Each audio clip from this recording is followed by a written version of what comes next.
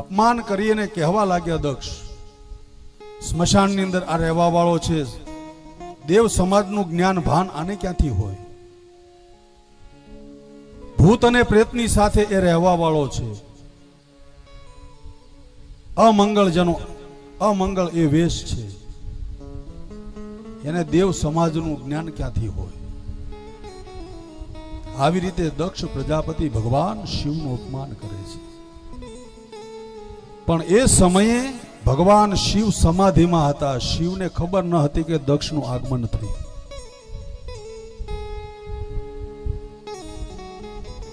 એટલે આટલું બધું થયું એટલે શિવજીએ વિચાર કર્યો કે આ યજ્ઞની અંદર બાધા વિઘ્ન ન આવે, એટલા માટે હું અહીંયાથી ઊભો થઈ અને ચાલ્યો જાઉં.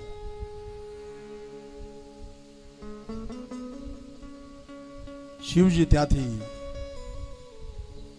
રવાના થયા અને એ સમયે દક્ષ પ્રજાપતિએ શિવને શ્રાપ આપ્યો કે હવે ક્યાંય પણ યજ્ઞ પૂજા થશે, યજ્ઞ થશે, આહુતિ અપાશે, એમાંથી શિવને ભાગ નહીં મળે.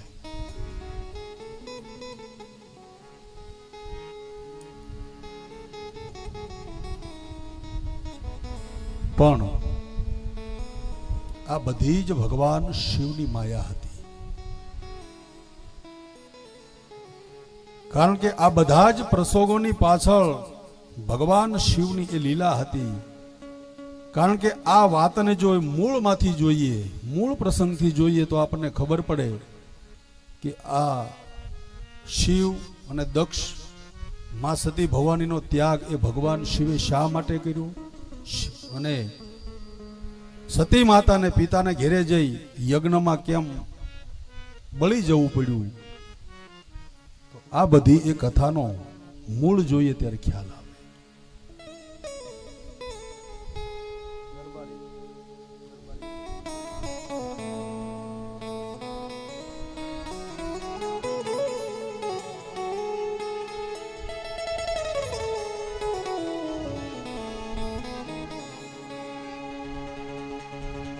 एक ही बार त्रेता जोग मारी, एक ही बार त्रेता जोग मारी,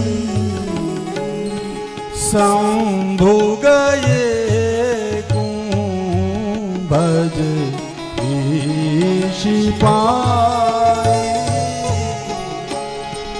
शंभु गए कुंभज ऋषिपाई, संग सती जग जननी भवानी, संग जननी भवानी,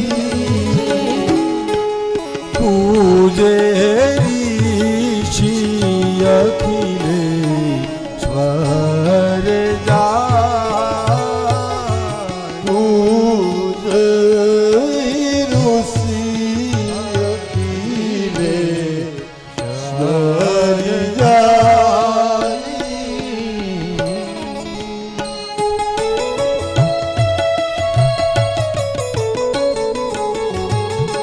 एक વાર ત્રેતા યુગમાં, ત્રેતા યુગનો સમય હતો.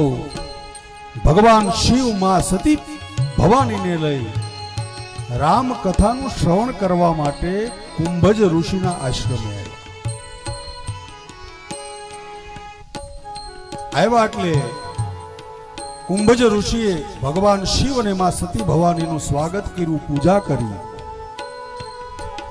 એ ઋષિ પૂજા કરતા હતા ત્યારે સતી ભવાનીને શંકા થઈ કે જે ઋષિ અમે કથા સાંભળવા આવ્યા અને આવતા જ અમારી એ પૂજા કરે, આ ઋષિ અમને કથા શું કહેશે જે અમારી પૂજા કરે છે?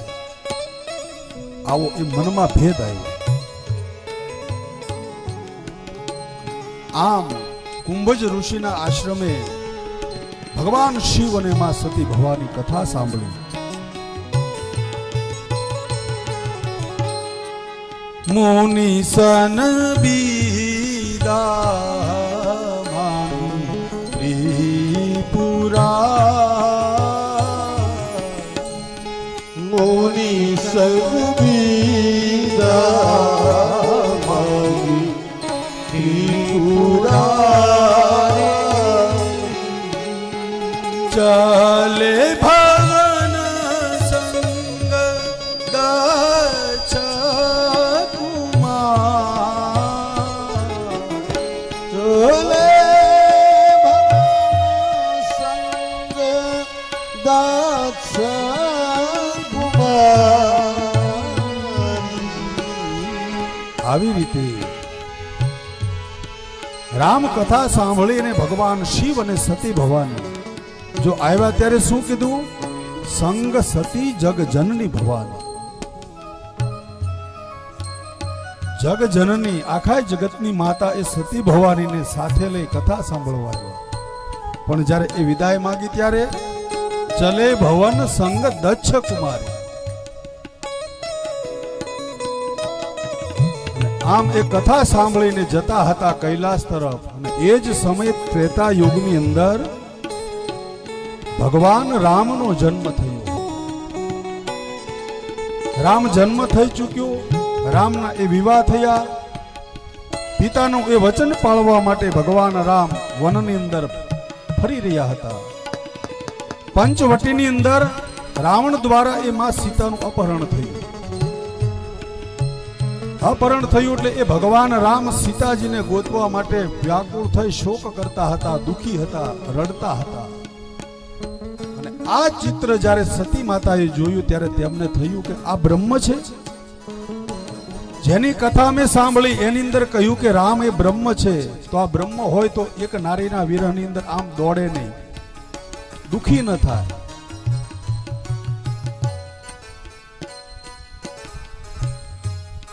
આ વાતની ભગવાન શિવે જ્યારે એ રામને જોયા એટલે બે હાથ જોડી અને ભગવાન શિવ રાઘવને પગે લાગે છે. જય સચ્ચિદાનંદ જગ પાવન, જય સચ્ચિદાનંદ જગ પાવન, અસ કહી ચલે ભૂમનો જન સાવન, અસ કહી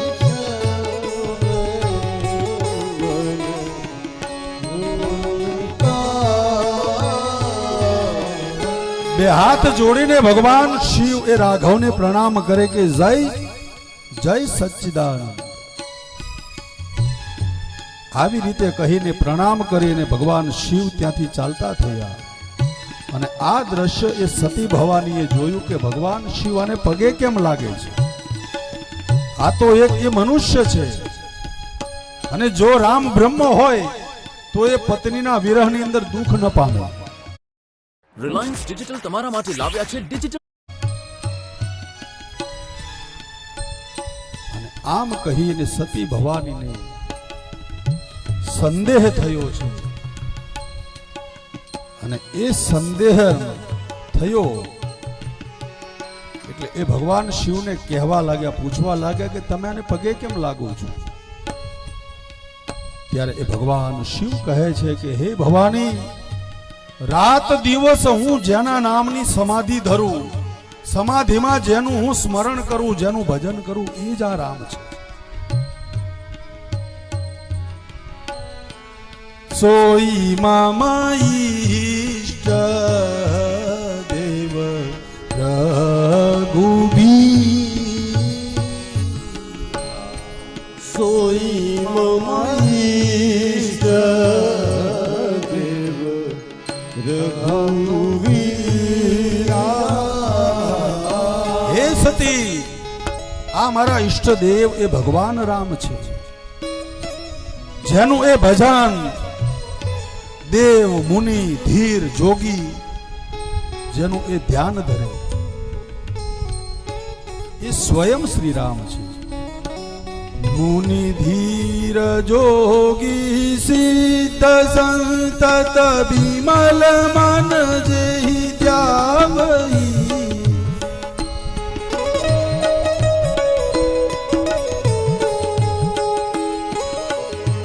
મુનિ ધીર જોગી સિદ્ધ સંતત વિમલ મન જેહી ત્યાગઈ.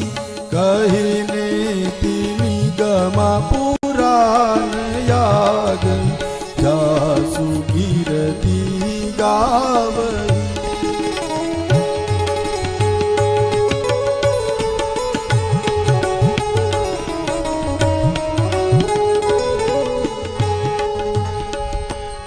આવી રીતે ભગવાન શિવ કહે છે કે હે ભવાની આ મારા ઈષ્ટદેવ રામ છે.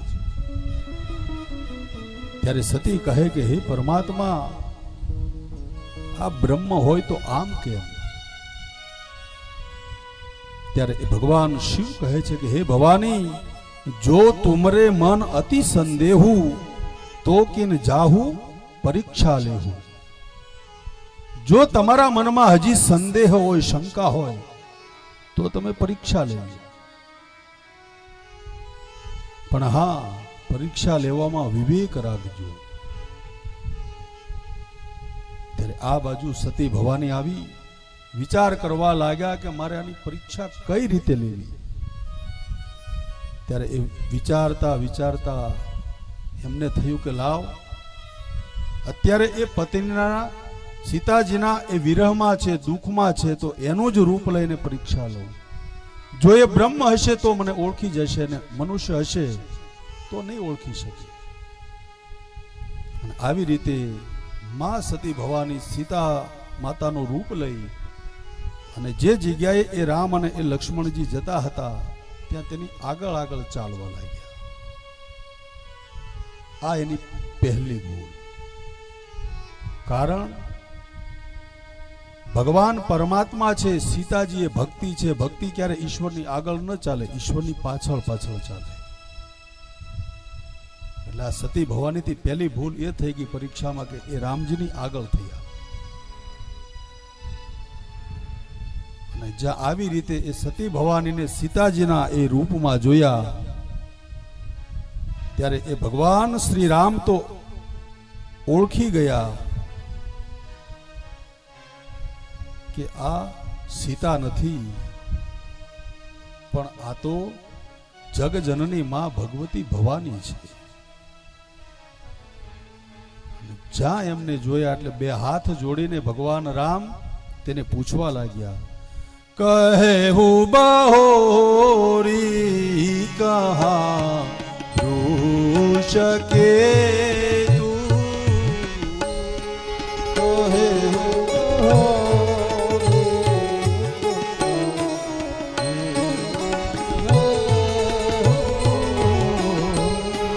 હે માં વૃષકેતુ એટલે કે મારા પિતા શંકર ક્યાં છે? એમ નો કીધું, માં નો કીધું, કાંઈ નહીં, મારા પિતા શંકર ક્યાં છે? અને આ વનમાં તમે એકલા કેમ ફરો છો? કારણ કે આ વનમાં તમે એકલા એ ન ફરો, કારણ કે એ દુઃખ હું ત્યારે ભોગવી રહ્યો છું. ત્યારે સતી ભવાનીને થયું કે રામ મને ઓળખી ગયા, પણ હવે પછી તો શું કરે? ઉતાવળે કરીને પોતાનું મૂળ રૂપમાં આવી અને માં સતી ભવાની જલ્દી જલ્દી ત્યાંથી દોડવા લાગ્યા.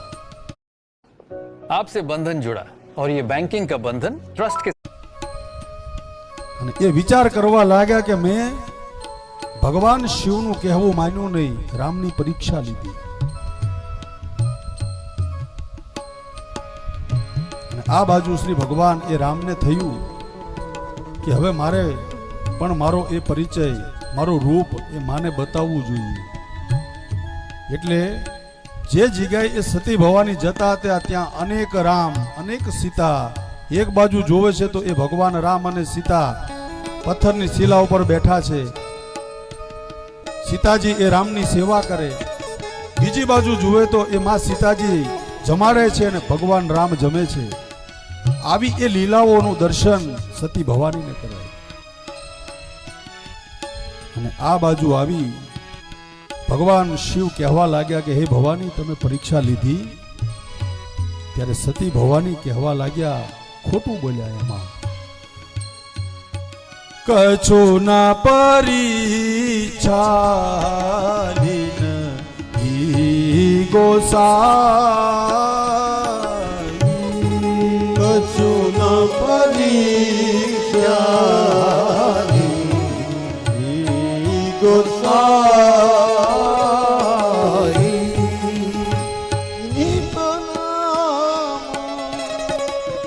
આપ કિનાઈ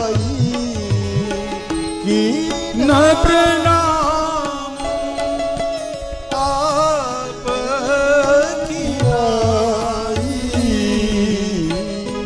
કે નહીં ન પરીક્ષા નહીં ગોસાઈ.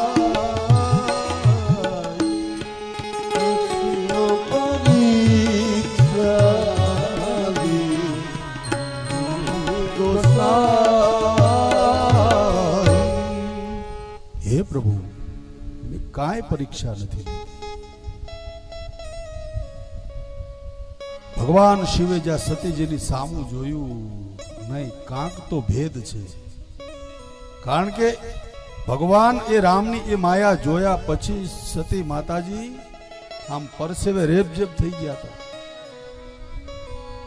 અને એ સમયે ભગવાન શિવે સમાધિ લગાવીને જોયું કે સતીએ કેવી પરીક્ષા લીધી. અને જોયું કે સતીએ એ માતા સીતાજીનું રૂપ લઈને ભગવાન રામની પરીક્ષા કરી. ભગવાન શિવ કે આ સતીએ બહુ ખોટું કર્યું. સીતા એ તો મારી માતા છે.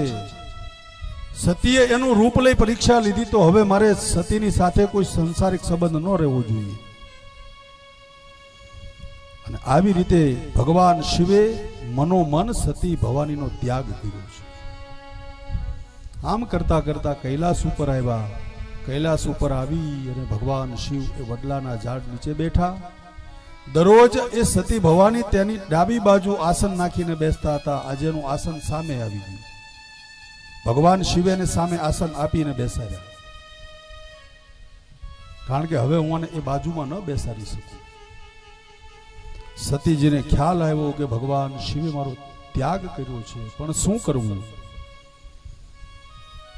અને આવી રીતે શિવ અને પાર્વતી, ભગવાન શિવ એ સતીનો સંશય દૂર કરવા માટે નિત્ય નિત્ય ભગવાનની કથા કહે છે. અને આમ કરતા કરતા દિવસો જાય. અને આ બાજુ દક્ષને પ્રજાપતિનું